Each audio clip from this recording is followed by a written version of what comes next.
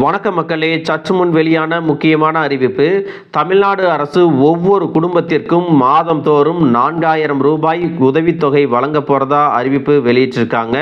இந்த 4000 ரூபாய் உதவித்தொகை பெறுவதற்கான நிபந்தனைகள் என்ன, எந்த திட்டத்தின் மூலமாக 4000 ரூபாய் கொடுக்க போறாங்க மற்றும் இதற்கு எப்படி விண்ணப்பிக்கணும் போன்ற கூடுதலான தகவல்களை எல்லாம் தெரிஞ்சுக்க இந்த வீடியோவை ஸ்கிப் பண்ணாம கடைசி வரைக்கும் பாருங்க.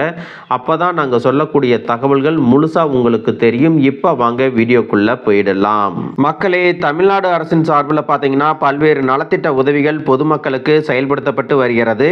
நான் முதல்வன் திட்டத்தின் மூலமும் பலரும் பயன்பெற்று வருகின்றனர். ஒவ்வொரு மாவட்டத்திலும் சிறப்பு முகாம்கள் மூலம் அனைத்து வசதிகளும் ஏற்பாடு செய்யப்பட்டு வருகிறது. அதன் தொடர்ச்சியாக பார்த்தீங்கன்னா ஆகஸ்ட் 1ஆம் தேதி முதல் பொதுமக்களுக்கு கூடுதலான சேவைகளும் தமிழக அரசின் சார்பில் ஏற்பாடு செய்யப்பட்டுள்ளது. பயனாளிகளின் வங்கி கணக்கிற்கு இந்த பணமானது நேரடியாக செலுத்தப்படுகிறது. இதன் மூலம் தகுதியுள்ள ஒவ்வொருவரும் பயனடைய இருக்கின்றனர். ஒருங்கிணைந்த தமிழக அரசின் திட்டத்தின் மூலமாக 4000 ரூபாய் வரை பெறுவதற்கு வாய்ப்பு இருக்கு அப்படின்னு சொல்லியிருக்காங்க. இது ஒரு குடும்பத்தின் பொருளாதார நிலையை நல்ல நிலைமைக்கு கொண்டு வரும் அப்படின்னு சொல்லியிருக்காங்க. இந்த 4000 ரூபாய் மாதாந்திர நிதி உதவியானது தனித்தனி திட்டங்களாக இல்லாமல் ஒரு குடும்பத்தின் வெவ்வேறு குடும்ப உறுப்பினர்களின் தேவைகளை பூர்த்தி செய்யும் வகையில் வடிவமைக்கப்பட்டுள்ளது. மொத்தம் 4 முக்கிய திட்டங்களின் ஒருங்கிணைப்பால் இது சாத்தியமும் ஆகிறது. ஒவ்வொரு மாதமும் முதல் 2 வாரங்களுக்குள் இந்த உதவித்தொகைகள் விடுவிக்கப்படுவது வழக்கம். அதன்படி பார்த்தீங்கன்னா ஆகஸ்ட் மாதத்திற்கான தொகை தற்பொழுது விடுவிக்கப்பட்டு வருகிறது. இது மக்களின் வங்கி கணக்கில் நேரடியாக வர வைக்கப்படும் சொல்லியிருக்காங்க. அதுல முதலாவது என்ன அப்படின்னு பார்த்தீங்கன்னா கலைஞர் மகளிர் உரிமை தொகை.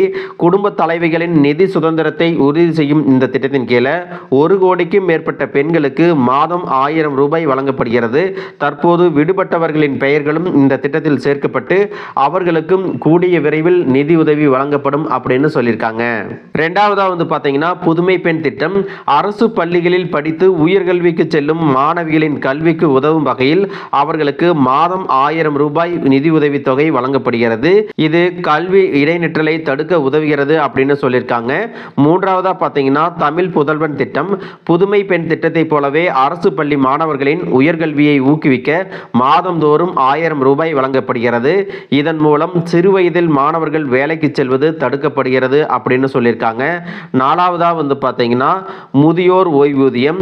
ஆதரவற்ற மூத்த குடிமக்களின் கண்ணியமான வாழ்க்கையை உறுதி செய்வதற்கு தகுதியுள்ளவர்களுக்கு மாதம் 1000 ரூபாய் ஓய்வூதியமாக வழங்கப்படுகிறது. இது மூத்த குடிமக்களின் நிதி தேவைகளை எல்லாம் பூர்த்தி செய்ய உதவுகிறது அப்படின்னு சொல்லியிருக்காங்க. மக்களே, ஒரு குடும்பத்தில் இருக்கின்ற தகுதியுள்ள அனைவரும் இந்த திட்டங்களில் பயனடையும் போது அந்த குடும்பத்தின் மாதாந்திர அரசு உதவித்தொகை 4000 ரூபாயாக உயர்கிறது. உதாரணமாக பார்த்தீங்கன்னா ஒரு குடும்பத்தின் தலைவி மகளிர் உரிமை தொகை திட்டத்தில் 1000 ரூபாய் பெறுகிறார். அதே குடும்பத்தில் உயர்கல்வி பயிலக்கூடிய அவரது மகள் புதுமை பெண் திட்டத்தின் கீழ் 1000 ரூபாய் பெறுகிறார். அவர்களுடைய மகன் தமிழ் புதல்வன் திட்டத்தில் மூலமாக 1000 ரூபாய் பெறுகிறார். அதே வீட்டில் வசிக்கக்கூடிய முதியவர் ஒருவர் முதியோர் ஓய்வூதிய தொகை திட்டத்தின் மூலமாக 1000 ரூபாய் பெறுகிறார். இப்படி ஒரே குடும்பத்தில் 4 திட்டங்களின் மூலமாக 4000 ரூபாய் நிதி உதவித்தொகை பெறலாம் அப்படின்னு சொல்லியிருக்காங்க. மக்களே, உங்களுடைய குடும்பத்தில் இது போன்ற தகுதியான நபர்கள் 4 பேர் இருக்காங்க அப்படின்னா உங்களுக்கும் 4000 ரூபாய் உதவித்தொகை மாதந்தோறும் கிடைக்கும். அதுபோல உங்களுக்கு தெரிஞ்சவங்க யாராவது இது மாதிரி தகுதியான நபர்கள் இருக்கிறாங்க அப்படின்னா அவங்களுக்கும் இந்த வீடியோவை ஷேர் பண்றதன் மூலமாக 4000 ரூபாய் கிடைக்கிற மாதிரி செய்யலாம். மக்களே, இந்த தகவல் உங்களுக்கு ரொம்பவே பயனுள்ளதா இருந்திருக்கும் அப்படின்னு நினைக்கிறேன்.